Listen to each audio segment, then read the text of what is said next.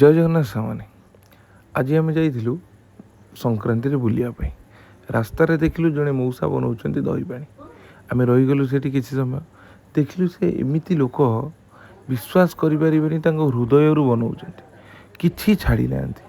ଦହି ସହିତ ଲେମ୍ବୁ, ଲେମ୍ବୁ ସହିତ ପୁଦିନା, ପୁଦିନା ସହିତ ପୁଦିନାର ଚଟଣି, ତା ସହିତ ଗୋଲମରିଚର ଗୁଣ୍ଡ ଏବଂ ଧନିଆ ପତ୍ର, ଆମ୍ବ ଅଦା, ଜିରା ଗୁଣ୍ଡ, ଦହି ଏବଂ ବରଫ ସବୁ ପକାଇଛନ୍ତି। ଆଉ ଲଙ୍କାକୁ ବି, କଞ୍ଚା ଲଙ୍କାକୁ ବି ଛେଚିକି ମଧ୍ୟ ପକାଇଛନ୍ତି।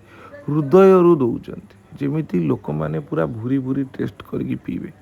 ବିଶ୍ୱାସ କରିବେନି, ମୋ ମନ ବି ମାନିଲାନି। ମୁଁ ବି ତାଙ୍କ ସହ ସାହାଯ୍ୟରେ ହାତ ବଢ଼େଇଦେଲି। କ'ଣ ନା, ବରଫ ଧୋଇ ଧାଇ ନେଇ ବରଫକୁ ପକାଇଦେଲି।